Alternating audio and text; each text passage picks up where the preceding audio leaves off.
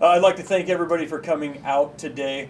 We're here to discuss Measure 1, which will be on voters' ballots in the general election this November.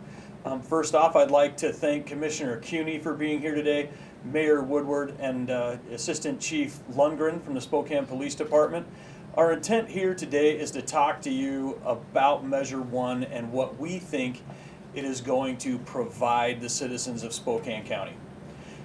We've already started to hear a lot in this community about what Measure 1 is and what it isn't. Measure 1 is providing the citizens of Spokane and the voters of Spokane to decide what public safety looks like in Spokane County for the next 30 years. You'll hear opponents to the measure talk about a jail and a lack of a cohesive plan. Measure 1 is far more than just a correctional facility. Everybody who talks about the state of public safety in Spokane County and talks about the Spokane County Jail and Detention Center acknowledges that we need a new detention facility in Spokane County. We need to update the detention facility we have here in the downtown campus, and we need to update and replace the Geiger Corrections Facility.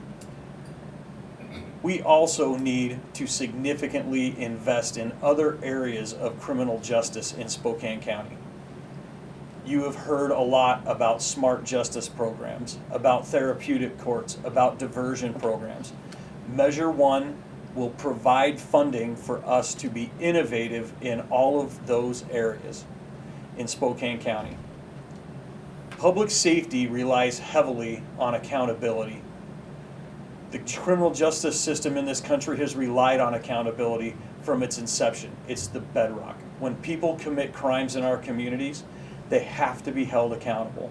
A modern criminal justice system holds people accountable while also providing avenues for people to better themselves through education, through receiving therapy to change behavior, whether that's substance use disorder treatment or mental health treatment.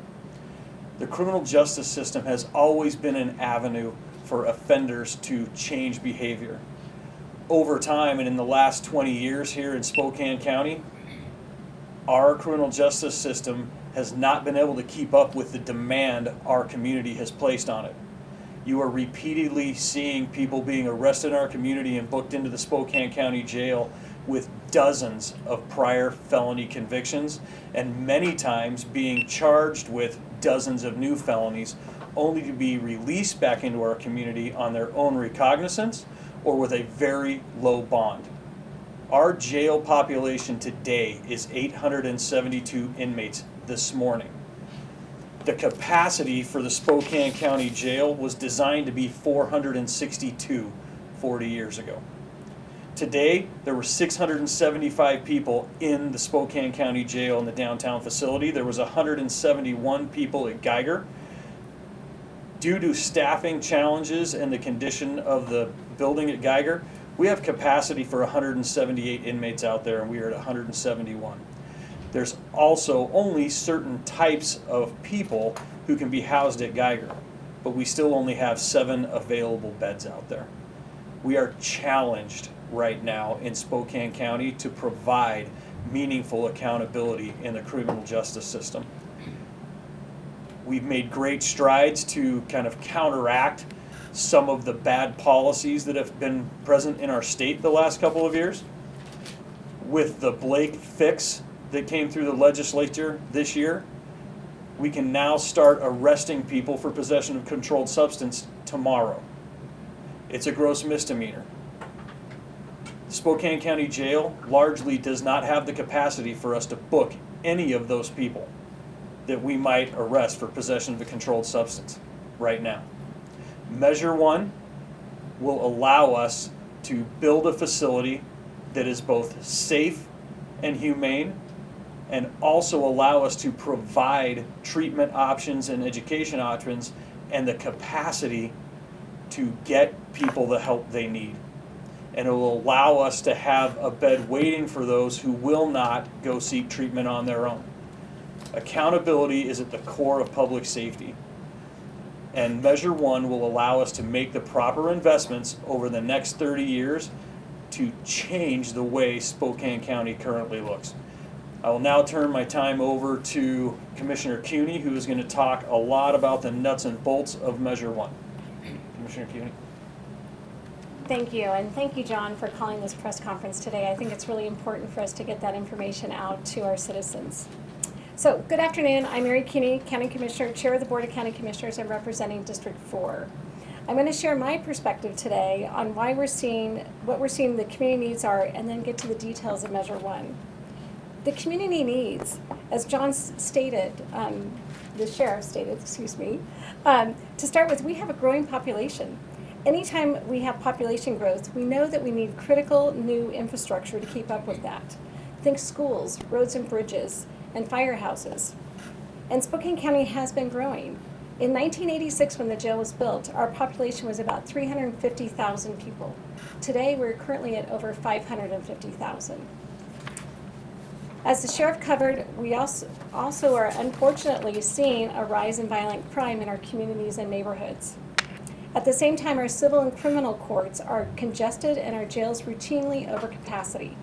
That puts our community and our law enforcement officers at risk. We are also seeing skyrocketing drug and alcohol addiction and increasing mental health needs. These needs aren't just big needs, they're urgent needs. That is why this ballot measure is on the ballot in November, because it is truly an urgent need that we have right now. So with Measure 1, I'll talk briefly about that and how it's structured, and then what it has the ability to fund. We can find a lot of information if you want to go to our website, SpokaneCounty.org/Measure1, and you can get a lot of the information that you want and that we're talking about here today. I don't know if we've got it up there. But on the website, you'll find the text of the measure itself, the background on the facilities planning, what Measure 1 has the ability to fund, and a lot more. So please go to the website, and I believe there's also a handout that we have today for you as well. So, if approved, Measure 1 would authorize the county to impose additional 0.2% countywide sales and use tax. That means for every $10 that's spent in our community, 2 cents would go to our new criminal justice system. 60% of those funds collected will go to Spokane County, and 40% of those funds collected will go to the cities. So not just to the city of Spokane, but to all the cities and towns in a proportionate nature of population for those communities. And again, let me emphasize that Measure 1 revenues must be, I say must, be used for criminal justice, public safety, and behavioral health purposes. We know that some of the details of what Measure 1 can fund. So let's talk about the criminal justice. It's true that we believe Measure 1 can help improve our detention facilities. You can find many of those details on the website and in the handout. But Measure 1 has the ability to fund more than just detention facilities. When it comes to criminal justice, it has the ability to fund programs and wraparound services for individuals in custody to help equip them with the life skills, preparation for them for community reentry, and to reduce recidivism. Some of the program's options and some that we'd be expanding upon are drug and alcohol treatment, job readiness and job skills, communication skills, anger management, parenting classes, and getting a GED. One of those things that we look at is the success of our stabilization center that we're already seeing, that is a voluntary facility. We want to bring that into our jail system and be able to provide those services for those critical people in need within our system. Other eligible criminal justice items Measure 1 can fund include overdue investments in things like courtrooms, judges and court staff, prosecutors, public defenders, domestic violence programs, and therapeutic courts. We currently have several therapeutic courts that we would be able to then continue to enhance and make a better diversion opportunity for citizens that are in our system. Public safety improvements. Measure 1 has the ability to fund law enforcement officers, training and co-deployed behavioral health teams with police and fire. On the behavioral health side, Measure 1 can expand things like our successful crisis stabilization center, including for individuals in custody at our detention facility, and community and in-custody therapeutic behavioral health programs. The bottom line, I want to emphasize that Measure 1 is a lot more than just a facility. In addition to the list of programs I've shared, we can also look at investments recommended by the Spokane Regional Law and Justice Council, as they're the experts in this field, and we'll be looking to them to provide those additional opportunities for us to do programs in smart justice and other reforms that we need to do in our criminal justice system. If we go to work as a region in a collaborative way, we can start to tackle these challenges head-on and together. I truly see Measure 1 as providing hope to our community, to be safe in their neighborhoods. Also, offering services to individuals in our system and our community who are in need. It is that hope that I really see Measure 1 being able to do. Provide safety and get those services and needs so people can get back into our community. I want to say thank you, and now I'll turn it over to Mayor Nadine Woodward. Thank you, Commissioner Cooney. I'm just going to give you a little bit of perspective from the city side of things. Measure 1 really is about public safety. And as mayor, when I am out in the community, I hear from community members who say public safety is their #1 priority. Hands down, #1 priority. And they want more people, offenders, to be held accountable. And many of them are victims, say, you know, we've been left out of the equation completely. We don't feel like we have a voice. The thing that I like about Measure 1 is that this gives the community a voice in what they want to see for public safety. This isn't a tax that's being pushed on anybody. Our voters get an opportunity to have their voice heard on this issue. As the sheriff was saying, the last 2 years we've spent a lot of time making corrections in public safety. After the reform measures, police reform measures, were passed in the legislature in 2021.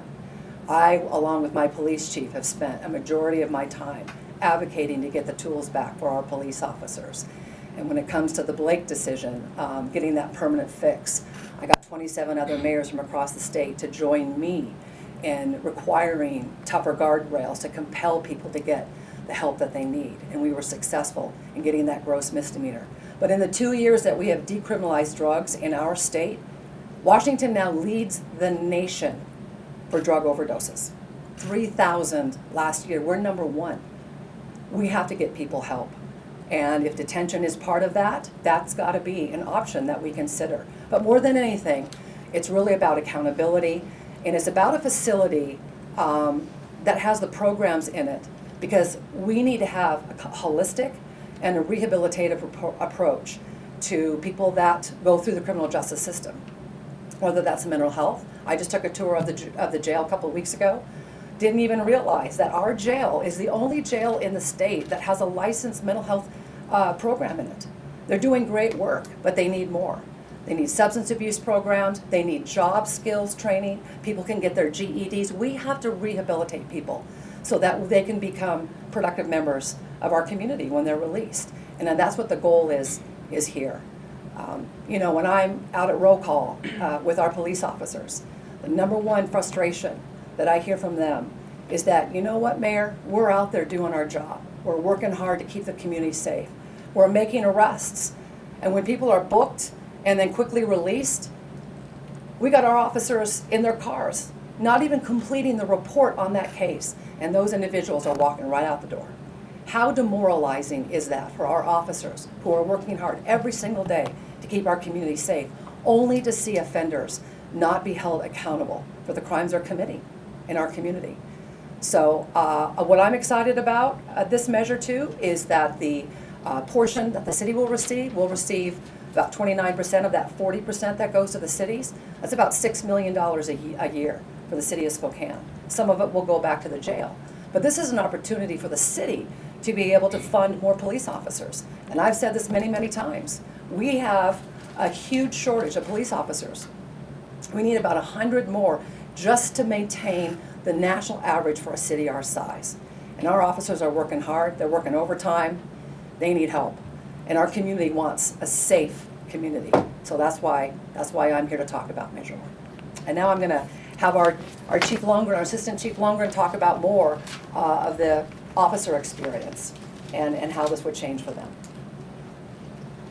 Thank you, Mayor. Yeah, I just want to speak a little bit about the current conditions of the jail as our officers experience it each and every day. So the booking area, like the rest of the facility, it was built at a time where we had a much smaller population and a smaller criminal activity level in the county. So our booking area oftentimes will get overrun with activity during peak times in our shift, where we need to be able to get someone booked into jail and get our officers back on the street. So when that happens, officers are left waiting outside the facility to be able to book someone in, sometimes for over an hour, just to be able to book their prisoner into the facility. And so when this happens during these peak times in our community, we have officers who are out of service longer than they need to be. Suspects are then too often being released shortly after booking, as the mayor already spoke to. And this seriously impacts our ability to change behavior and to keep the community safe. For serious crimes, we don't have a facility that allows the capacity to hold offenders after first appearance. This is a random sampling of some of the criminal incidents where in the last 30 days offenders have been OR'd, released on their own recognizance without paying any bail.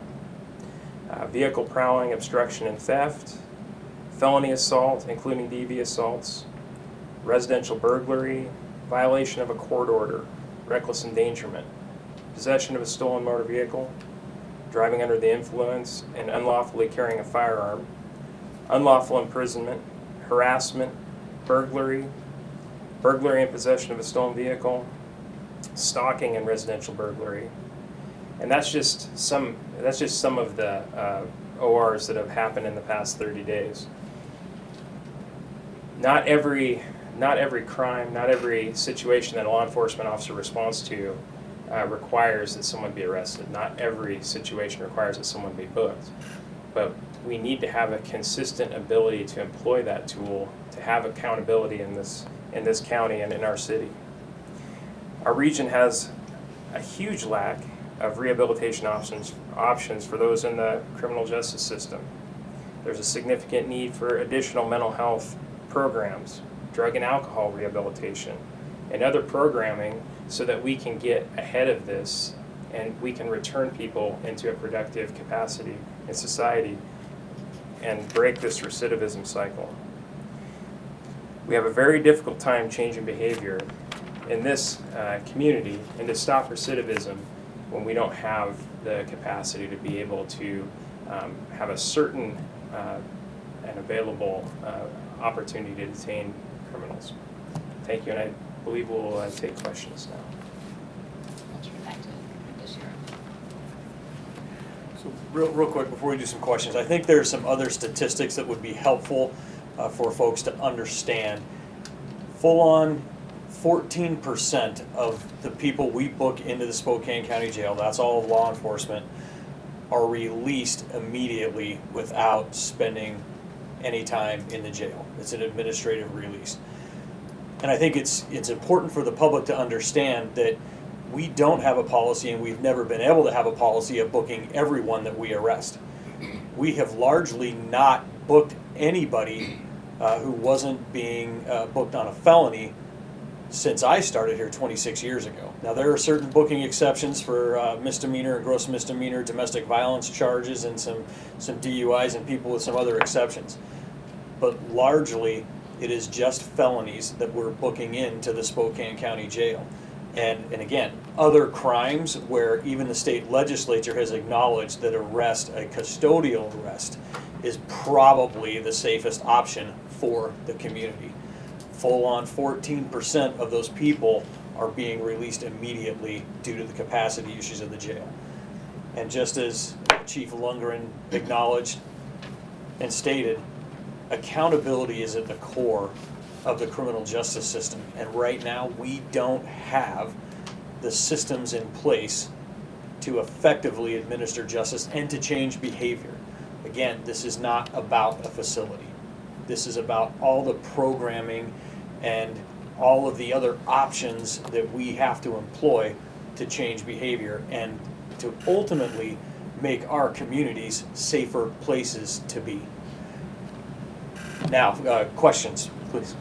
Question for Commissioner Cooney and Mayor Woodward. This measure's been talked about for quite some time. It wasn't overnight. You guys have done a lot of work to get it to where it is today. So in your respective roles, was it a surprise to you to get this letter from City Council asking to delay it when we've known it's going to be on the ballot for so long? I can say, yes, it was a surprise. There's been some discussion about delaying the measure, and at the commission meeting, we took a vote to say we can't continue those discussions. We need to move forward with this. This is important, urgent need right now in our community, and so, yeah, it was a surprise. I'll just say on my part, I wasn't necessarily surprised, but we definitely need to move forward. There is an immediacy about responding to public safety in the way that we want to provide, I would say, public safety. I'll just tell you that the city, you know, we have a municipal court, and we deal with misdemeanors. But nobody with a misdemeanor is going to the jail right now. So we, even if this is passed and we have a new jail in 5 years, we need to be doing something now. So we're actually having those conversations at the city about how can we hold people in detention at a misdemeanor level, because we're not able to do that right now. And those are the quality of life crimes, but those are the kind of crimes that impact you every single day. This is trespassing, this is property crime, this is car break-ins, this is car prowling. All those things that people are being booked and they're walking right out. And we've got to bring back accountability into the system. And so we're having those serious discussions at the city, even as this discussion is happening right now for Measure 1. Question? I was going to say, Oh, I'm sorry. I was going to say, for perhaps Sheriff, you could talk to this. Speaking of what the mayor just spoke about with drug arrests and wanting to get more substance use treatment into the jail itself, can you speak about how the new facilities would be able to offer what specific types of treatment might be available specifically for people who are on those lower level crimes? Well, and I think there is such a challenge with getting folks who are addicted to controlled substances into treatment. What I would personally support us doing with this new facility is having the capacity and the staff to help people detox from substance use disorder. If anybody has seen or has a family member or a friend and observed the withdrawal symptoms that come, particularly with the fentanyl issues that we're dealing with, it can be an excruciating experience for the people who are detoxifying from that addiction. I think we need to have as much clinical and medical support for those people who are being booked into the jail who might be withdrawing. I think we have supports in place now, but of course we could always do better.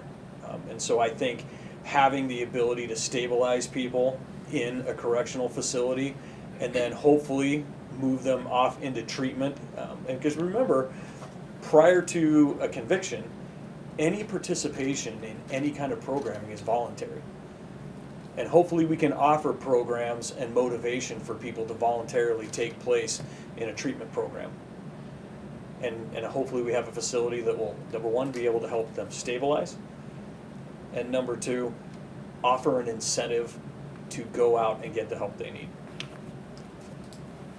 You spoke about staffing and how that's been a consistent issue kind of in a lot of different places, staffing these jail facilities. But this measure will obviously be adding more beds, which will need more staffing. How will you plan to address the issue that we already have now? So the plan that is in place right now, because the current jail facility was never built to house the number of people who are there. Frankly, Geiger was never designed with the intent of having it be a correctional facility. With the new design and the new plan, we actually won't have to add any more correctional bodies to staff and safely administer all the programs there. So that is a huge benefit. Staffing is a challenge. It will always be a challenge going forward. Certainly law enforcement and corrections are not alone in that. But with this new plan, with this new facility, we're not going to have to increase the number of jail staff, but by maybe a handful, depending on what programs are put in place. Can I ask how that could be possible if you're adding upwards of 500 beds to a facility? Design and the ability to supervise more people from a centralized location.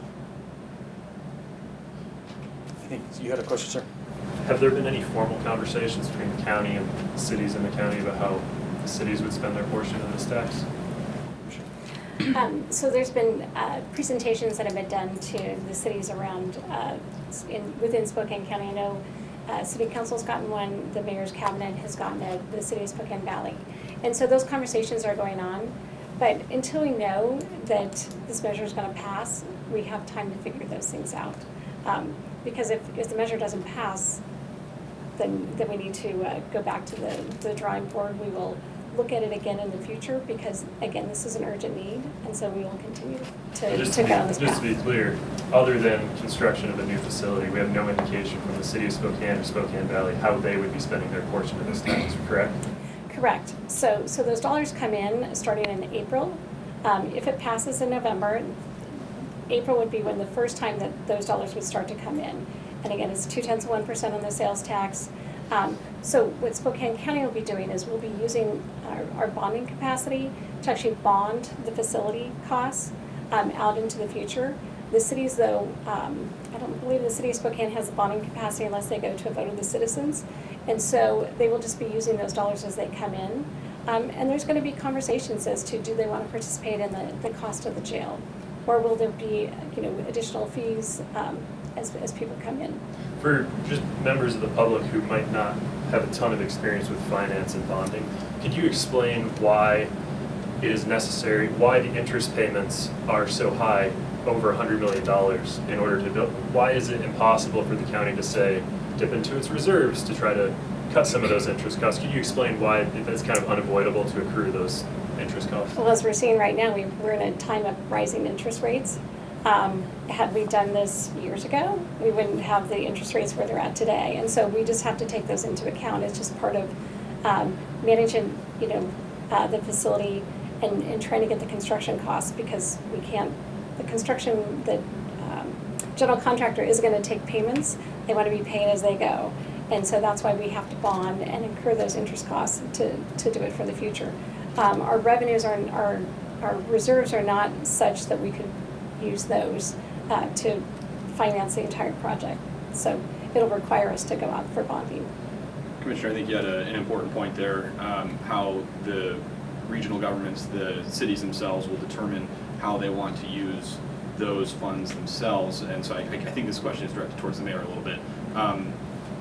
Is there a decision to, is there any wiggle room to say, hey, help contribute funds to constructing the jail, hiring more officers? What's kind of your priority right now? Well, and that's what I mentioned, is that there is an expectation that for our share of Measure 1, that there would be a payment to the county for criminal justice services.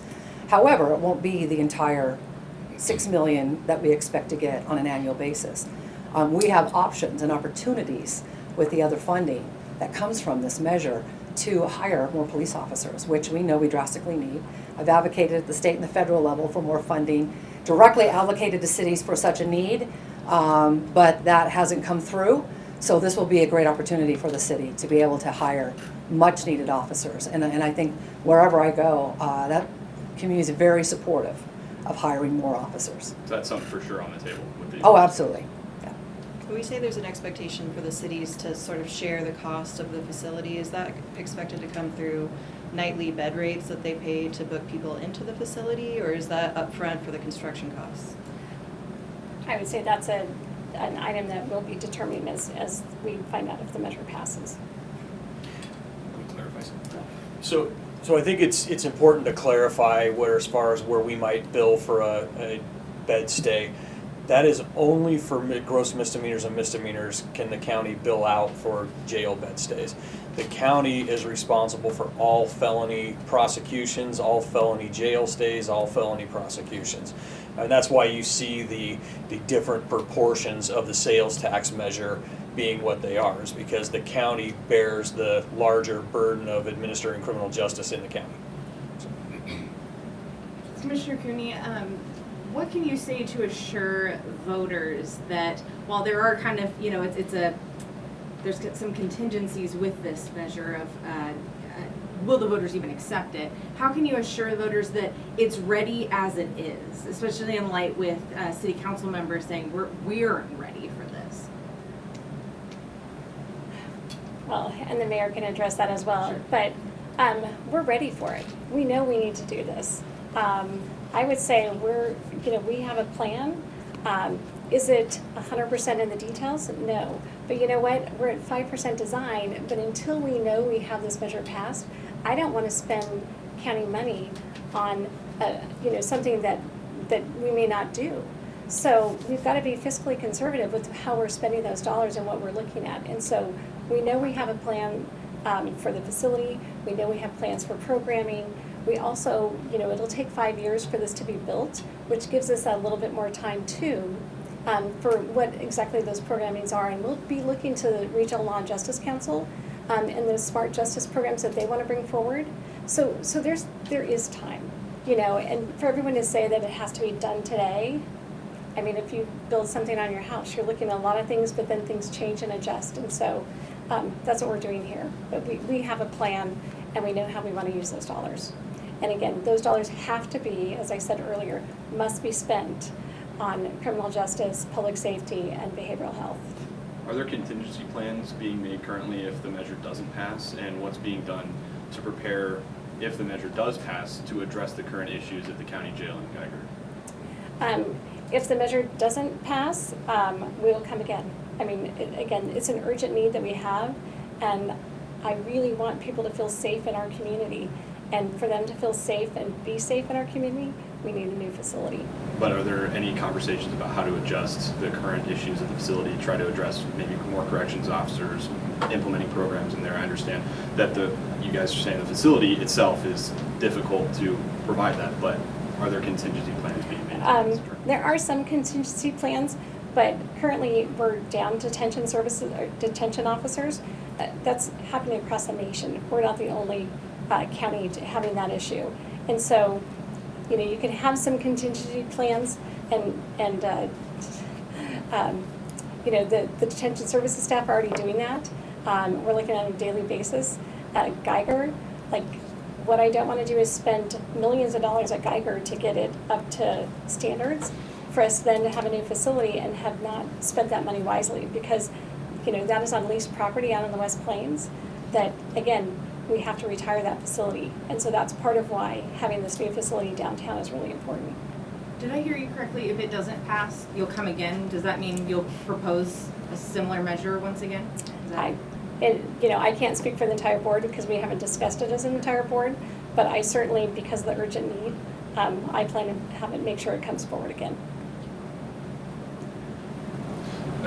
Chief, you were talking about how, from the perspective of law enforcement, it's frustrating when individuals who you believe should be staying in jail are being released immediately. Do we have any data that reflects when a judge is releasing someone they otherwise would not want to release? When judges are releasing people that, in your opinion, should not be released, is there any indication from the judges that, hey, if we had the capacity, we'd put them in jail, if we don't, we're putting them out? Are we tracking that in any way? So judges don't typically make those type of comments. But in looking at the behavior patterns and what we've seen over historically on what types of offenses have been held in pre-trial fashion versus what are being held today, it's becoming apparent that our capacity is impacting and driving that decision in some cases instead of public safety, in my opinion, from what I'm seeing. Is that something that Superior Court and District Court judges have acknowledged? Not to my knowledge, but I think that that would be a question for them, and they don't typically give a lot of rationale as to why they make the decisions that they do. Another question. This tax measure would be bringing in revenue for 30 years. A lot of the things that you guys are talking about sound like things that you would hope would become permanent fixtures of our criminal justice system. Obviously, 3 decades from now is a long time, but you're talking about passing a tax that would be supporting a need that wouldn't end after 30 years. So do you envision this becoming a perpetual tax if voters do approve it? Well, obviously there are stipulations in place, and the voters would get another opportunity 30 years from now to decide whether the funding was used appropriately or not. So hopefully, if we get the facility correctly built and get programming done effectively, hopefully we'll reduce demand in our community for those kinds of services. I think that's the point. When we start talking about research-based programming, evidence-based programming, if we implement things that actually show that they work, then we will reduce the number of people we need to incarcerate and hopefully reduce the number of people who are recidivating and committing crime. You know, we start talking about putting in programming that attacks the problem upstream, so to speak, where we're changing behavior in future generations and maybe they never start committing crime in the first place. You know, hopefully we can get a system in place in the next 30 years that reduces the crime in our community, not where we find ourselves today, where we haven't made a significant investment in the right policies, we haven't made a significant investment in the entire criminal justice system and the behavioral health system, to where you only have to look around our downtown areas and in our populated areas and into our neighborhoods to see just how crime is affecting everybody in our neighborhood. I think it's something that people need to understand is we can make this investment here and now, or we can keep paying for this in the amount of property loss that we have, the insurance rates we're paying, the amount of, you can't go to certain places in this county and leave anything of value in your car without expecting that it will be stolen, that your car will be damaged and that it's stolen. That's not the Spokane I grew up in. And if we invest this money from Measure 1 correctly, we can make a huge impact on public safety in Spokane. But we have to start today. We've waited 15 years longer to do this than we should have. And our communities show it.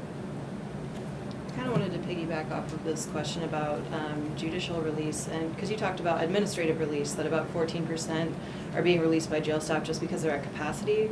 How are jail staff able to sort of triage that situation and make sure that the people who seem to be on the higher risk level are getting booked in versus other people that are brought in around the same time? So the jail staff have been given the authority to make some administrative discharges, depending on what the charge they're booked in, right? They are given a certain number of charges that they're allowed to give them a court date, set them up, and release them. And it's not, I mean, there's probably, and I think Director Sparber could probably speak a little more in detail about that, but it's authority they've been given by the judiciary to do that in a certain narrow number of cases. So essentially, if someone comes in who seems like they need to be booked in, someone else is already in the facility, they might be able to say, we can send this person home earlier. Is that what you're talking about? Well, actually, a lot of times when the 14%, whatever charge they're being booked in on is one of the charges that the judiciary has given the jail staff the authority to discharge on without seeing a judge. And they're given a court date, usually a first appearance date. And again, I don't know the exhaustive list of what those are. But on the other hand, our jail capacity is such now that when a judge decides that someone needs detention, they have to make a decision. Somebody has to go out the other end. It isn't like we have a lot of vacant bed space where they can book in 25 people today without having to let 25 other people out. And our judges have to make that decision. And while they generally will not discuss it, as Chief Lundgren said, it's got to be part of their decision-making matrix. It has to, because we are just at capacity.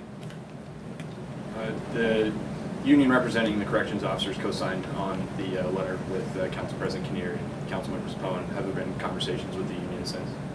I have not personally. I do believe that there have been conversations with the union leadership. I would invite the media to get a hold of their union leadership and get it from them talk to them directly and find out, if they understand what the plan is and if they would support it.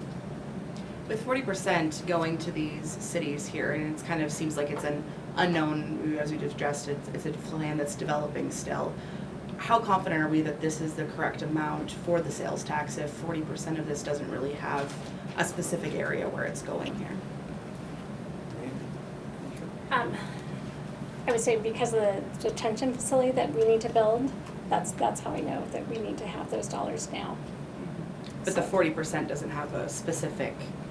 We're planning on ensuring that we, based on the 60% that Spokane County will be getting, that we have the dollars then to bond and be able to have the new facility. So what the cities get, with that 40%, I don't have any way to, be part of the decision making. That is up to each city to determine how they do that. Again, will we have discussions as to what we think those needs are and how we can look at it as a community? Yes. But that'll come after November. But that sales tax number was developed based on the cost that you need for the entire facility. Yes, Okay. for our 60%. Okay. I think this one might be for Mike. The I thought I was last, getting it off. and you might have already talked about this, I don't remember, but at least the last 2 jails that Spokane County has had, people have been talking about the new one being inadequate for over a decade already, which means that in the minds of many, the lifespan should only have been about 30 years. And I believe the jail before that was only 20 or 30 years as well. Do we know in the year 2023 or whenever this one would be built, how long would we be expecting it to last? What would the lifespan of the new facility We be? projected it out for 30 years, on a 30. 30-year projection, yeah.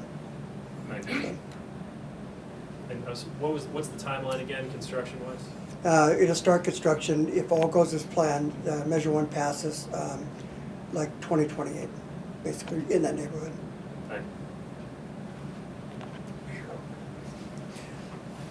Can you Any say more questions? Go ahead. Effectively, how many more beds would we have once Geiger is closed and the new building's open?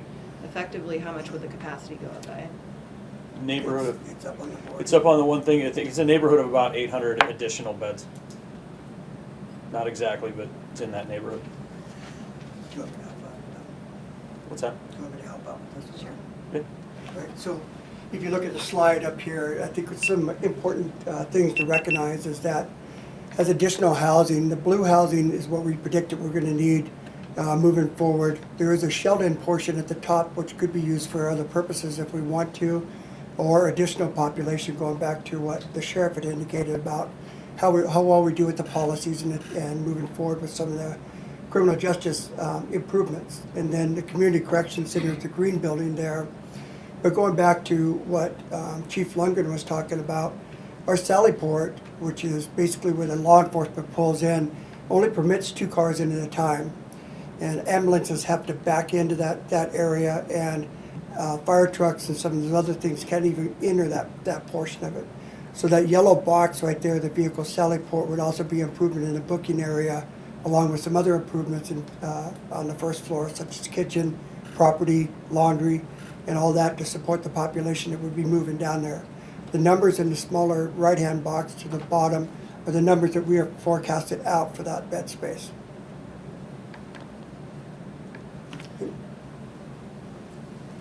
So, they always say a picture's worth 1,000 words, and you've gotten way more than 1,000 words out of us today.